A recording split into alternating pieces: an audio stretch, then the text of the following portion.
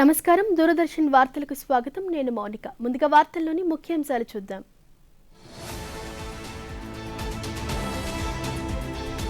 Moldova పర్యటిస్తున్న భారత రాష్ట్రపతి.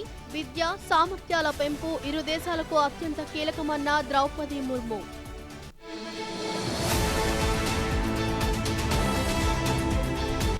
విపక్షాల నిరసనలతో పార్లమెంటు ఉభయ సభల్లో కొనసాగిన వాయిదాల పర్వం.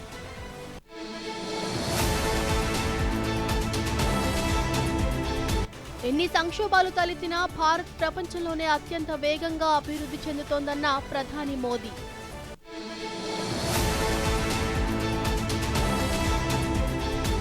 ప్రధానమంత్రి మన్ కీ బాత్ కార్యక్రమం ఈ నెల 26వ తేదీన ప్రసారం.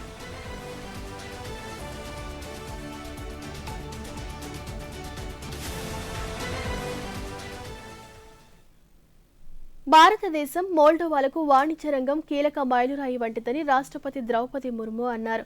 మోల్డోవా పర్యటనలో భాగంగా రాష్ట్రపతి ఆ దేశ అధినేతలతో ద్వైపాక్షిక చర్చలు జరిపారు.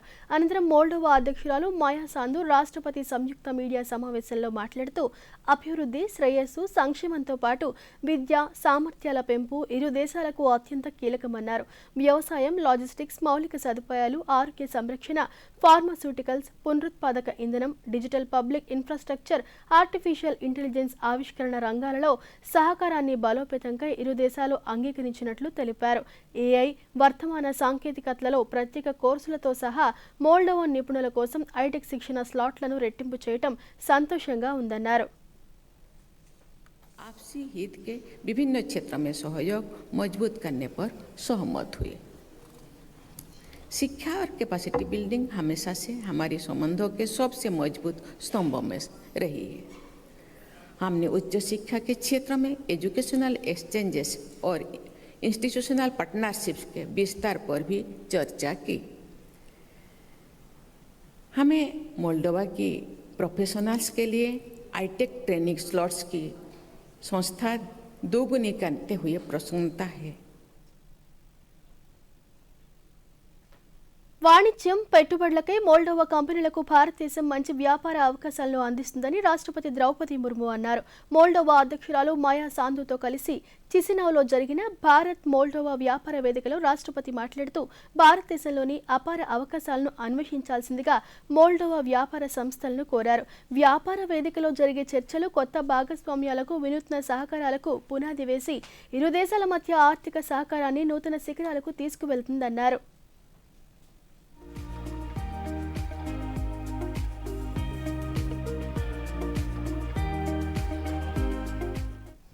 Are interested in participating in the development projects of Moldova in renewable energy sector, including solar energy,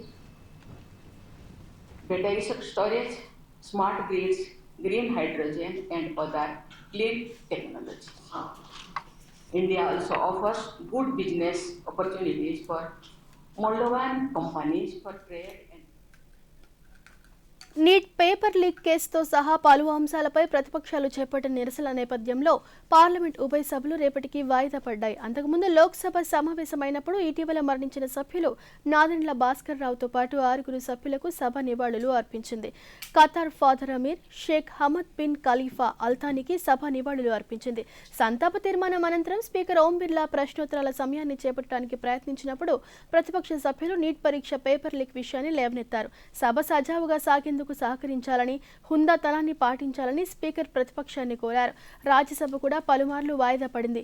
deputy chairman Harivansh నిర్ణీత కార్యక్రమాలను చేపట్టడానికి ప్రయత్నించారు. అయితే ప్రతిపక్ష సభ్యులు నినాదాలు చేస్తూ తమ నిరసనను కొనసాగించారు. ఈ గందరగోళం మధ్య రాజ్యసభను రేపటి వరకు వాయిదా వేశారు.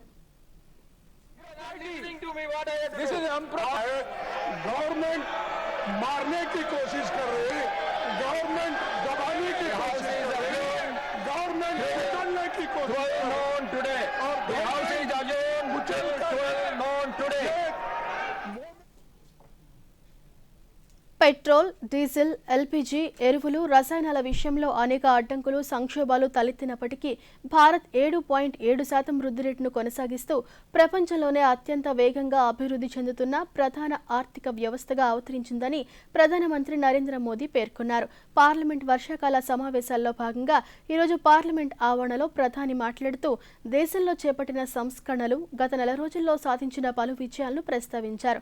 ఆ విశేషాలను ఇప్పుడు చూద్దాం. కేవలం ఒక్క నెలలోనే దేశం అనేక మైలురాళ్లను అధిగమించిందని ప్రధానమంత్రి తెలియజేశారు. పౌరులందరిలోనూ గర్వభావం నింపే విజయాలను సాధించామన్నారు. జాతీయ స్థాయి కావచ్చు, అంతర్జాతీయ వేదిక కావచ్చు, లేదా అంతరిక్ష రంగం కావచ్చు, ఇవన్నీ భారతదేశానికి నిజంగా గర్వకారణమైన క్షణాలని పేర్కొన్నారు. పార్లమెంటు వర్షాకాల సమావేశాలను పురస్కరించుకుని ఈరోజు ప్రధాని మీడియాతో మాట్లాడారు. గత ఏడాది పార్లమెంటు వర్షాకాల సమావేశాలకు కొద్ది రోజుల ముందు ఒకరు అంతర్జాతీయ అంతరిక్ష కేంద్రానికి చేరుకున్న విషయాన్ని ఆయన ప్రస్తావించారు. 2 రోజుల క్రిందట ఒక భారతీయ స్టార్టప్ స్కై రూట్ అద్భుతమైన ఘనతను సాధించిందని ప్రధాని మోదీ తెలియజేశారు.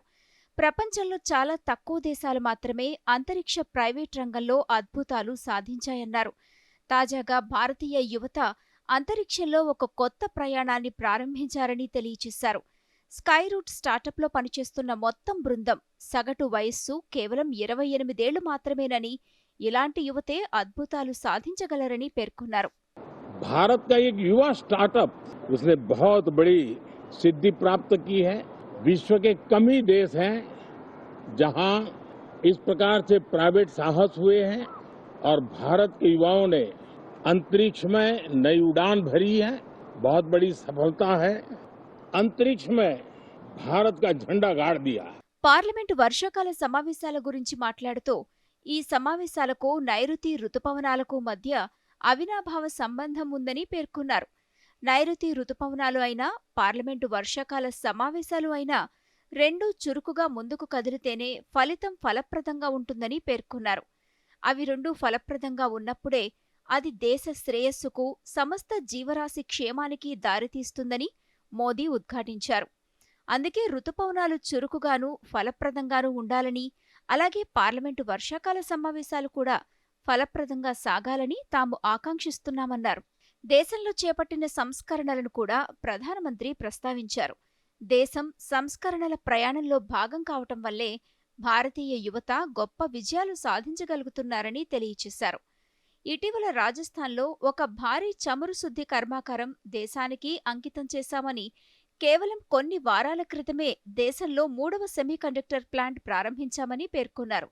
కొద్ది కాలం క్రితమే గ్రీన్ హైడ్రోజన్ ఆధారిత రైలు ప్రజలకు అందుబాటులోకి వచ్చిందని తెలియజేశారు. ప్రపంచంలో చాలా తక్కువ దేశాలకు మాత్రమే ఈ సదుపాయం ఉందని పేర్కొన్నారు. పైగా భారతదేశం ప్రవేశపెట్టిన ఈ హైడ్రోజన్ రైలు అత్యంత శక్తివంతమైన ఇంజన్ను కలిగి ఉండటమే కాకుండా 10 బోగీలతో నడుస్తోందని తెలియజేశారు. ఈ ఘనత భారతదేశ శాస్త్రవేత్తలు, ఇంజనీర్లు, ఆవిష్కర్తలు, పారిశ్రామికవేత్తలు, కార్మికుల అంకిత భావానికి నిదర్శనమని ప్రధాని ఉద్ఘాటించారు.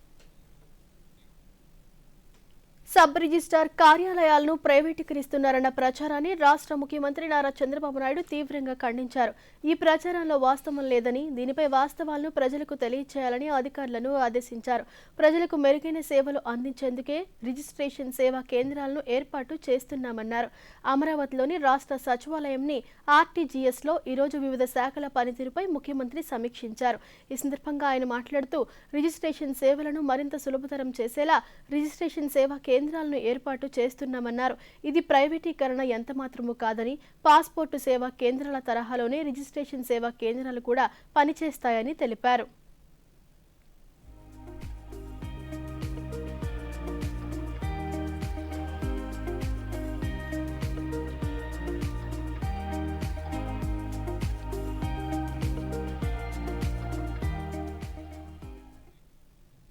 ఆంధ్రప్రదేశ్లో విద్యా వ్యవస్థను విద్యార్థులకు నాలెడ్జ్ హబ్గా తీర్చిదిద్దుతున్నామని రాష్ట్ర రెవెన్యూ శాఖ మంత్రి అనగాని సత్యప్రసాద్ తెలిపారు.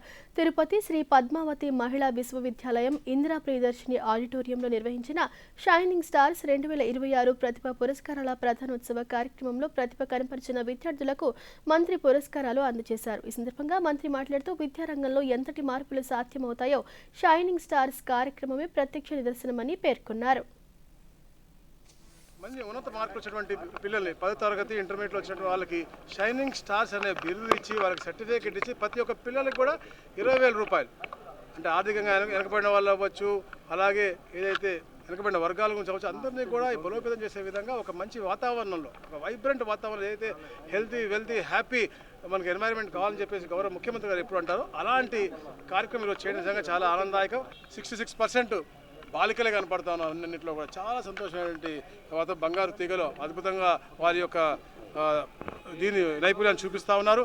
రాబోయే రోజుల్లో కూడా ఎక్కడ కూడా వాళ్ళ చదువుకు అడ్డంకి లేకుండా ఉండే విధంగానే తల్లికి వందనం కూడా ఎంతమంది పిల్లలు ఉంటే అంతమంది పిల్లలకు కూడా ఇస్తాను. దాంతోపాటు పేరెంట్ టీచర్ మీటింగ్ కూడా, ఎందుకంటే తల్లిదండ్రులకి పిల్లలకి అలాగే టీచర్లకి ఒక అనుసంధానం చేస్తూ ఒక మంచి వాతావరణం క్రియేట్ చేస్తూ వాళ్ళని కూడా భవిష్యత్తుకి భాగస్వాములు చేసుకుంటూ ఈ కార్యక్రమం ఉత్తరాంధ్ర ప్రజల చిరకాల స్వప్నం సాకారం చేస్తూ ఆగస్టు 1న విజయనగరం జిల్లా భోగాపురం అల్లూరి సీతారామరాజు అంతర్జాతీయ విమానాశ్రయాన్ని ప్రధాని నరేంద్ర మోదీ ప్రారంభించనున్న నేపథ్యంలో ముమ్మర ఏర్పాట్లు చేస్తున్నారు. ప్రధాని పర్యటన ఏర్పాట్లను రాష్ట్ర హోంమంత్రి వంగలపూడి అనిత, రాష్ట్ర పరిశ్రమల శాఖ మంత్రి Kondapalli Srinivas, collector S Ramasundar Reddy, SP AR Damodar ఇతర అధికారులతో కలిసి ఈ రోజు పరిశీలించారు. వాహనాల పార్కింగ్ ఏర్పాట్లపై అధికారులకు కీలక సూచనలు చేశారు. ఉత్తరాంధ్ర సంస్కృతిని ప్రతిబింబించేలా జానపద కళారూపాలతో స్వాగత ఏర్పాట్లు చేస్తున్నారు. ప్రధాని పర్యటనకు ఎలాంటి ఇబ్బందులు లేకుండా సమన్వయంతో పనిచేయాలని మంత్రి అధికారులను ఆదేశించారు.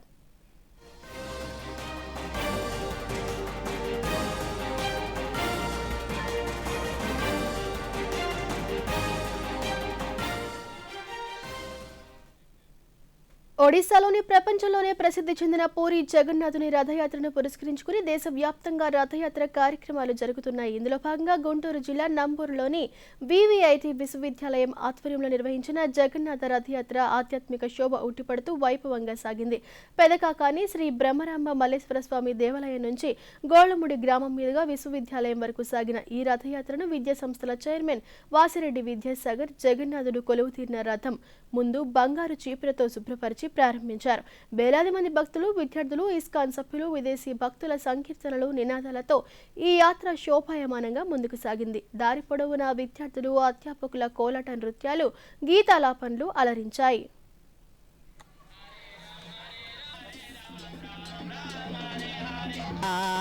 కృష్ణ కృష్ణ హరే హరే హరే రామ.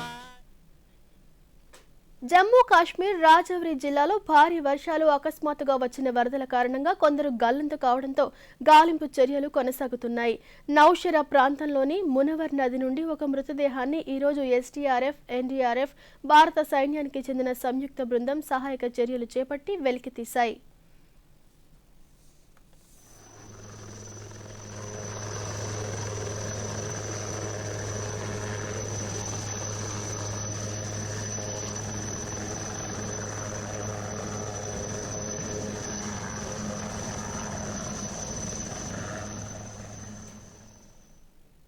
కేంద్ర పౌర విమానయాన శాఖ మంత్రి కింజరపు రామ్మోహన్ నాయుడు ఈరోజు న్యూఢిల్లీలో యునైటెడ్ అరబ్ ఎమిరేట్స్ ఆర్థిక, పర్యాటక శాఖ మంత్రి అబ్దుల్లా బిన్ తౌక్ అల్మరీతో భేటీ అయ్యారు. భారతదేశంలో వేగంగా విస్తరిస్తున్న విమానయాన రంగంలో నిర్వహణ, మరమ్మతు కార్యకలాపాలు, తయారీ రంగాలపై దృష్టి సారించి సహకారానికి కొత్త మార్గాలను అన్వేషించడం గురించి ఇద్దరు చర్చించినట్లు సామాజిక మాధ్యమంలో పేర్కొన్నారు.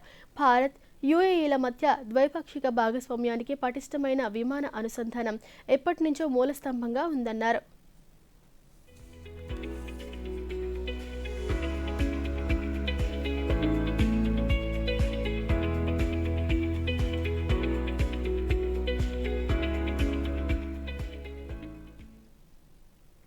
కేంద్ర న్యాయశాఖ మంత్రి అర్జున్ రామ్ మేఘ్వాల్ ఈరోజు లోక్సభలో సుప్రీంకోర్టు న్యాయమూర్తుల సంఖ్య సవరణ బిల్లు 2026ను ప్రవేశపెట్టారు. ఈ బిల్లు సుప్రీంకోర్టు న్యాయమూర్తుల సంఖ్యను ప్రస్తుతం ఉన్న 33 నుండి 37కు పెంచడానికి 1956 నాటి సుప్రీంకోర్టు న్యాయమూర్తుల సంఖ్య చట్టాన్ని మరింతగా సవరించడం లక్ష్యంగా పెట్టుకుంది. ఈ ఏడాది మే నెలలో సుప్రీంకోర్టు న్యాయమూర్తుల సంఖ్యను 33 నుండి 37కు పెంచేందుకు రాష్ట్రపతి ద్రౌపది ముర్ము ఒక ఆర్డినెన్స్ను జారీ చేశారు. To move for leave to introduce a bill further to amend the Supreme Court's Number of Judges Act 1956.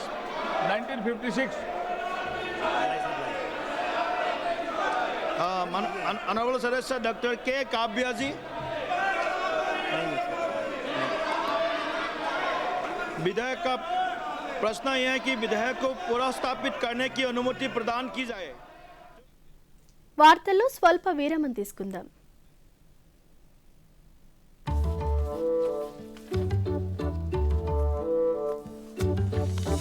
ఆగు, ఏంటిది? అసలైన నోట్ బ్రో, ఇది చిరిగింది. ఇదిగో చిరిగిన లేదా పాతబడిన నోట్లని బ్యాంక్ బ్రాంచ్ లో ఎక్స్చేంజ్ చేసుకోవచ్చు. వావ్, కొత్త నోట్ ఇస్తారా? అవును, వాటితో నువ్వు మాకు పిజ్జా పార్టీ చేస్తావు. ఆర్బీఐ అంటుంది స్మార్ట్ అవ్వండి, కూల్ గా ఉండండి. జ్ఞాన్ భారత్ మిషన్ కింద 8 కోట్లకు పైగా మాన్యుస్క్రిప్ట్స్ డిజిటలైజ్ చేయబడ్డాయని కేంద్ర కార్మిక ఉపాధి శాఖ మంత్రి డాక్టర్ మన్సుఖ్ మాండవీయ అన్నారు. లోక్సభలో ఈరోజు అడిగిన అనుబంధ ప్రశ్నలకు ఆయన సమాధానమిస్తూ పరిశోధనలను సులభతరం చేయడానికి, ప్రజలకు అందుబాటులో ఉంచడానికి మాన్యుస్క్రిప్ట్స్లను సంరక్షించి డిజిటలైజ్ చేసే లక్ష్యంతో ప్రభుత్వం జ్ఞాన్ భారత్ మిషన్ను ప్రారంభించిందన్నారు. ఈ మిషన్ కింద దేశవ్యాప్తంగా 1 కోటికి పైగా మాన్యుస్క్రిప్ట్స్ పై సర్వే నిర్వహించి 3,74,000కు పైగా అప్లోడ్ చేసినట్లు మంత్రి తెలిపారు. रिसर्च ड्रिवन बनाने के लिए, जन सुलभी बनाने के लिए मोदी जी ने ज्ञान भारत मिशन का लॉन्च करा और ये ज्ञान भारत मिशन के द्वारा देश में आज 1 करोड़ से अधिक मैन्युस्क्रिप्ट का सर्वे करा गया. उसमें से ये मैन्युस्क्रिप्ट में से 8 करोड़ ప్రతిరోజు మన వంటగది నుంచి లేదా కూరగాయల మార్కెట్ల నుంచి బయటకు వచ్చే తడి వ్యర్థాలతో మళ్ళీ మన ఇంట్లోనే వంట గ్యాస్ను తయారు చేస్తే ఎలా ఉంటుంది? వినడానికి కాస్త ఆశ్చర్యంగా అనిపించినా తెలంగాణలోని హైదరాబాద్లో వ్యర్థాల నుంచి సంపద సృష్టిస్తున్నారు. బయోమెథనేషన్ ద్వారా తడి చెత్తను నేరుగా స్వచ్ఛమైన వంట గ్యాస్, సేంద్రియ ఎరువుగా మారుస్తున్న టెక్నాలజీపై ప్రత్యేక కథనాన్ని ఇప్పుడు చూద్దాం.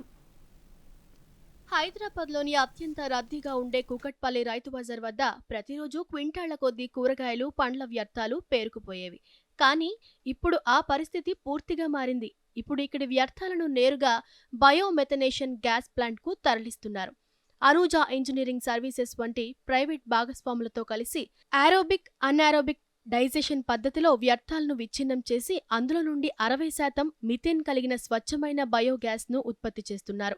ఈ గ్యాస్ను తిరిగి అక్కడి రైతు బజార్ క్యాంటీన్లకే సరఫరా చేస్తూ వంటలకు ఉపయోగిస్తున్నారు. ఈ సరికొత్త సాంకేతికత ద్వారా ఇంధనంగా మారే బయోగ్యాస్ను, వ్యవసాయానికి ఉపయోగపడే బయోఫెర్టిలైజర్ను ఉత్పత్తి చేస్తున్నారు. సగటున 100 కిలోల తడి చెత్త నుండి 5 నుండి 6 కిలోల గ్యాస్ లభిస్తుండగా 1000 కిలోల వ్యర్థాల నుంచి ఏకంగా 50 నుండి 60 కిలోల ఎల్పీజీకి సమానమైన ఉచిత కుకింగ్ గ్యాస్ ఉత్పత్తి అవుతోంది. ఇది వాణిజ్య సిలిండర్ల ఖర్చును గణనీయంగా తగ్గిస్తోంది. फूड वेस्ट है जो हर किचन से निकलता है, इसको हम बायोगैस प्लांट में इनपुट करते हैं और इसमें हम करते हैं anaerobic digestion of the waste, जिससे 2 चीज़ें बनती है. One is biogas which is methane gas, 60% methane आती है, and the other is a biofertiliser slurry जो खाद की तरह यूज. హైదరాబాద్లోని పలు విశ్వవిద్యాలయ క్యాంపస్లలోనే బయోగ్యాస్ ప్లాంట్లను ఏర్పాటు చేసి హాస్టళ్లు, క్యాంటీన్ల నుంచి వచ్చే ఫుడ్ వేస్ట్తో గ్యాస్ తయారు చేస్తున్నారు. దీనివలన క్యాంపస్లు పరిశుభ్రంగా మారటమే కాకుండా ఇంధన దిగుమతులపై ఆధారపడటం తగ్గి విద్యాలయాలకు లక్షలాది రూపాయల నిర్వహణ ఖర్చు ఆదా అవుతుందని నిర్వాహకులు తెలిపారు. फूड वेस्ट से गैस बना के इस्तेमाल करना, इसका एनवायरनमेंट के तरफ से तो बहुत सारे फायदे हैं और फायदे ही फायदे. और हम तो सिर्फ एनवायरनमेंट की बात कर रहे हैं, इसके वजह से जो हेल्थ पे इफेक्ट होता है, लोगों को जो परेशानियां आती है पोल्यूशन से, ये सब तो आप अगर सब जोड़ लेंगे तो ये बायोगैस का जो वैल्यू है जो लोकली हम बना रहे हैं इसका तो वैल्यू एक गैस सिलेंडर से बहुत ज़्यादा है. చెత్తను ఒక సమస్యగా కాకుండా విలువైన వనరుగా భావించే ఈ హైదరాబాద్ మోడల్ స్వచ్ఛ భారత్ ఆత్మనిర్భర్ భారత్ ఆశయాలకు సరికొత్త దిశను చూపిస్తోంది. నగరాల్లోని ప్రతి స్థానిక సంస్థ, యూనివర్సిటీలు ఈ బాటలో నడిస్తే పర్యావరణ కాలుష్యం తగ్గటమే కాకుండా దేశీయ ఇంధన భద్రతకు బలమైన పునాది పడుతుంది. జాతీయ వేడుకలు, సాంస్కృతిక మహోత్సవాల్లో రాత్రివేళ ఆకాశంలో వందలాది డ్రోన్లు చేసే విన్యాసాలు వీక్షకులను మంత్రముగ్ధులను చేస్తున్నాయి. భారతీయ స్టార్టప్లు రూపొందిస్తున్న ఆధునిక డ్రోన్లు దేశ సరిహద్దుల భద్రత నుంచి పొలాల్లో పంటల రక్షణ వరకు కీలక పాత్ర పోషిస్తున్నాయి. గత ఏడాది భారతదేశ డ్రోన్ మార్కెట్ ఏకంగా 1000 కోట్ల రూపాయల మార్కెట్ను దాటింది. భారతదేశాన్ని గ్లోబల్ డ్రోన్ హబ్గా మార్చాలనే లక్ష్యంలో యువ ఇంజనీర్లు అద్భుతాలను సాధిస్తున్నారు. యువతలోని ఇంజనీరింగ్ నైపుణ్యాలు, సృజనాత్మకత పరిశ్రమలో సరికొత్త అవకాశాలను కల్పిస్తున్నాయి.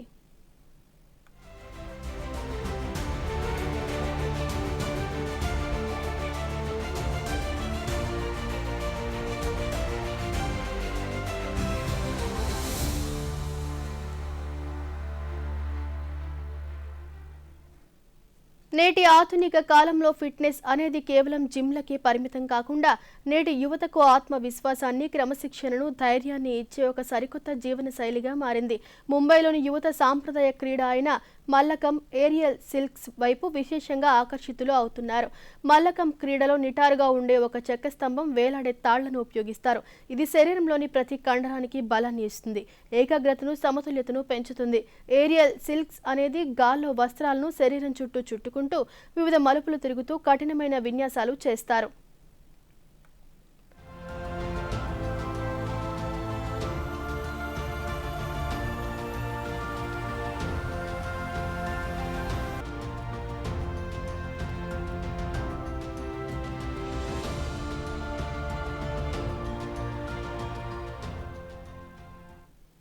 జైపూర్లోని మినియేచర్ పెయింటింగ్ కళను దశాబ్దాలుగా కాపాడుతూ కొత్త తరానికి అందిస్తున్న శిల్పగురువు బాబులాల్ మారోతియా భారతీయ సంస్కృతిని, రాజస్థాన్ వైభవాన్ని కళ్లకు కట్టినట్లుగా ఆవిష్కరించే ఆయన కృషికి జాతీయ పురస్కారంతో పాటు ప్రతిష్టాత్మక శిల్పగురువు గౌరవం కూడా దక్కింది. కళ అంటే కేవలం బొమ్మ గీయడం మాత్రమే కాదు, అది ఒక సాంప్రదాయాన్ని బ్రతికించడమని ఆయన నిరూపిస్తున్నారు. మరోవైపు పృథ్వీరాజ్ కుమావత్ జాతి రత్నాలు, విలువైన రాళ్లపై అద్భుతమైన శిల్పాలను చెక్కటంలో అంతర్జాతీయంగా ప్రసిద్ధి చెందారు. ఈయన రాళ్లపై చెక్కిన దేవతామూర్తులు, పక్షులు, జంతువుల సూక్ష్మ శిల్పాలు ఎంతగానో ఆకట్టుకుంటున్నాయి.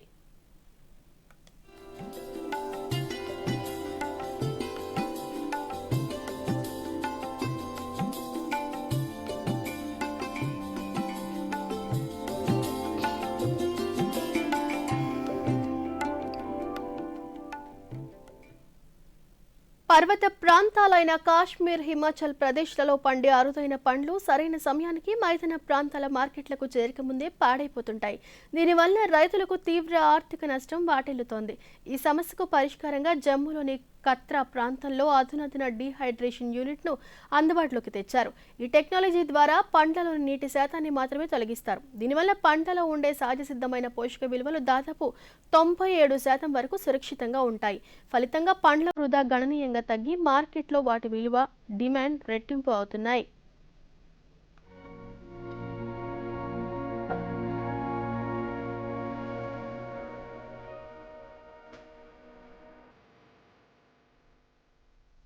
మోల్డోవాకు భారతదేశం ముఖ్యమైన ఆర్థిక భాగస్వామిగా ఆవిర్భవించిందని విదేశాంగ పశ్చిమ వ్యవహారాల కార్యదర్శి సివి జార్జ్ అన్నారు. మోల్డోవాలో రాష్ట్రపతి ద్రౌపది ముర్ము అధికారిక పర్యటన సందర్భంగా ఆయన మాట్లాడుతూ భారతీయ కంపెనీలు information technology, pharmaceuticals, health care, వ్యవసాయం, పునరుత్పాదక ఇంధనం తయారీ రంగాలలో తమ ఉనికిని పెంచుకున్నట్లు తెలిపారు. డిజిటల్ పబ్లిక్ ఇన్ఫ్రాస్ట్రక్చర్, ఆవిష్కరణలు, ఫుడ్ ప్రాసెసింగ్, లాజిస్టిక్స్, నైపుణ్య అభివృద్ధి రంగాలలో ఇరు దేశాలు సహకారాన్ని అన్వేషిస్తున్నట్లు పేర్కొన్నారు. ఇది పరస్పర ప్రయోజనకరమైన పెట్టుబడి, ఉపాధి, సుస్థిర వృద్ధికి గణనీయమైన అవకాశాలను సృష్టిస్తోందని అన్నారు. Pharma, health care, agriculture, renewable energy and manufacturing. Both countries are also exploring cooperation in digital public infrastructure, innovation, food processing, logistics and skill development. creating significant potential for mutually beneficial investment, employment, and sustainable growth. During the business forum, Indian companies expressed interest in participating in Moldova's ongoing economic modernization and infrastructure development. Business representatives from both countries expressed keen interest in Viksit Bharat సంకల్పంతో అభివృద్ధిని వేగవంతం చేస్తున్న తరుణంలో పనామాతో ద్వైపాక్షిక సంబంధాలు మరింత ప్రాముఖ్యతను సంతరించుకుంటాయని కేంద్ర విదేశాంగ మంత్రి డాక్టర్ ఎస్ జయశంకర్ అన్నారు. పనామా విదేశాంగ మంత్రి జేవియర్ ఎడ్వర్డో మార్టినెజ్ అచా వాస్క్జేతో సమావేశం సందర్భంగా ఆయన మాట్లాడుతూ పనామా కాలువ కేంద్రంగా ఉన్న లాజిస్టిక్స్ మౌలిక సదుపాయాలు ప్రపంచ స్థాయి ప్రమాణాలు నెలకొల్పాయన్నారు. విద్య, ఉపకార వేతనాలు, ఔషధ రంగం, సాంకేతికత, వాణిజ్యం వంటి అనేక రంగాలలో సహకరించడానికి పనామా చూపిస్తున్న ఆసక్తిని కొనియాడారు. ఉగ్రవాదాన్ని స్పష్టంగా ఖండించడం వంటి చర్యలకు పనామా ప్రభుత్వానికి కృతజ్ఞతలు తెలిపారు. Certainly sets a global landmark. We value your interest in collaborating across a wide array of domains from education, scholarships, pharmaceuticals, technology, and of course, most important, trade. We note that you have had a consistently high growth trajectory, and as we ourselves accelerate our development towards the quest of Viksit Bharat or developed India by 2047, we do think our bilateral relationship will get more important. We have also, Excellency, worked closely in the United Nations and other multilateral forums. Parliament సమావేశాలు సజావుగా సాగేందుకు ప్రతిపక్ష పార్టీలు సహకరించాలని సామాజిక న్యాయం, సాధికారత శాఖ సహాయ మంత్రి రామ్ దాస్ అత్వాలే అన్నారు. న్యూఢిల్లీలో జంతర్ మంతర్ వద్ద ఈరోజు ఆయన మీడియాతో మాట్లాడుతూ దేశ అభివృద్ధికి ఫలవంతమైన వర్షాకాల సమావేశాల ప్రాముఖ్యతను ప్రధానమంత్రి నరేంద్ర మోదీ తెలిపినట్లు చెప్పారు. అనంతరం విద్యార్థుల నిరసనల గురించి ఆయన మాట్లాడుతూ ప్రజాస్వామ్య దేశంలో ప్రతి ఒక్కరికి శాంతియుతంగా నిరసన తెలిపే హక్కు ఉందన్నారు. పరీక్షలలో అవకతవకలకు పాల్పడిన వారిని ప్రభుత్వం అరెస్టు చేసి కఠినంగా శిక్షించుకున్నప్పటికీ మంత్రి రాజీనామా డిమాండ్ నిష్ఫలమైందిగా కనిపిస్తోందన్నారు. उनको सरकार ने अरेस्ट किया है और उनको बड़ी सजा भी हो जाएगी, लेकिन धर्मेंद्र प्रधान जी का इस्तीफा मांगने के लिए इतने दिन अनशन चल रहा है. हम समझते हैं जो स्टूडेंट की तकलीफ हम समझ सकते हैं. धर्मेंद्र प्रधान जी का इस्तीफा मांगना इतना ठीक नहीं है, लेकिन इसमें सुधार क्या होना चाहिए, क्या दोबारा इसी तरह का पेपर फुटी ना हो, उसके लिए क्या करना चाहिए, इसके संबंध में सुझाव देने తమ పొలాలకు సమృద్ధిగా వర్షాలు కురవాలని కోరుతూ ఛత్తీస్గఢ్ రాష్ట్రంలోని బస్తర్ ప్రాంత ప్రజలు వందల ఏళ్ల నాటి సాంప్రదాయాన్ని ఇప్పటికే అనుసరిస్తున్నారు. వర్ష దేవతలైన భీమా, భీమిన్ల సాంప్రదాయ వివాహ వేడుకను నిర్వహించారు. టోకపాల్ గ్రామంలో గ్రామస్తులు ఈ శతాబ్దాల నాటి ఆచారంలో పాల్గొన్నారు. వర్షాలు కురవాలని, కరువు నివారణ కోసం గ్రామస్తులు జరిపే ఒక శతాబ్దాల నాటి సాంప్రదాయ ఆచారాన్ని పాటిస్తున్నారు.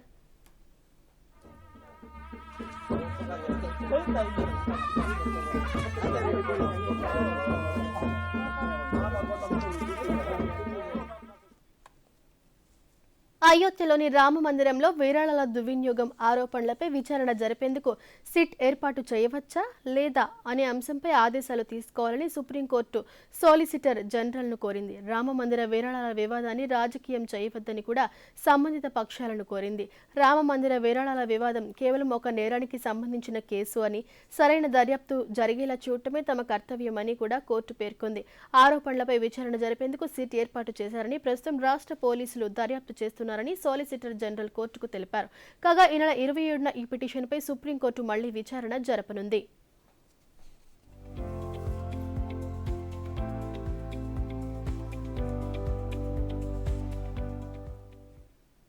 ప్రధానమంత్రి నరేంద్ర మోదీ తన మనసులోని భావాలను దేశ ప్రజలతో పంచుకునే మన్ కీ బాత్ కార్యక్రమం 136వ సంచిక ఈ నెల 26వ తేదీ ఆదివారం ఉదయం 11 గంటలకు ప్రసారమవుతుంది. ప్రజలు తమ అభిప్రాయాలను నమో యాప్ ద్వారా కానీ, స్వర సందేశాలను 1800117800 నంబర్కు ఈ నెల 24వ తేదీలోగా పంపవచ్చు. అలాగే www.mygov.in వెబ్సైట్ ద్వారా కానీ 1922 నంబర్కు మిస్డ్ కాల్ ఇవ్వడం ద్వారా తిరిగి మన మొబైల్కు వచ్చే సంక్షిప్త సందేశంలోని లింక్ ద్వారా కూడా అభిప్రాయాలను తెలియజేయవచ్చు. ఆకాశవాణి సమన్వయంతో దూరదర్శన్ ఛానళ్లు మన్ కీ బాత్ కార్యక్రమాన్ని ప్రసారం చేస్తాయి. ఈ కార్యక్రమ తెలుగు అనువాదం వెనువెంటనే దూరదర్శన్ సప్తగిరిలో ప్రసారం అవుతుంది. मोदी जी के साथ देश का संवाद और जन जन से सीधा जुड़ाव। साथ వార్తలు ముగించే ముందు ముఖ్యాంశాలు మరోసారి.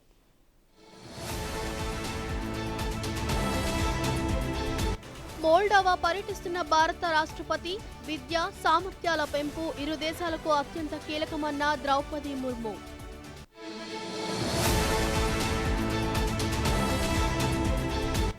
విపక్షాల నిరసనలతో పార్లమెంటు ఉభయ సభల్లో కొనసాగిన వాయిదాల పర్వం.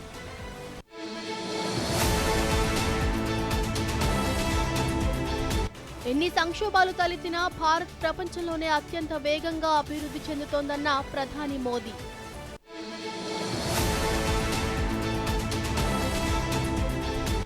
ప్రధానమంత్రి మన్ కీ బాత్ కార్యక్రమం ఈ నెల 26వ తేదీన ప్రసారం.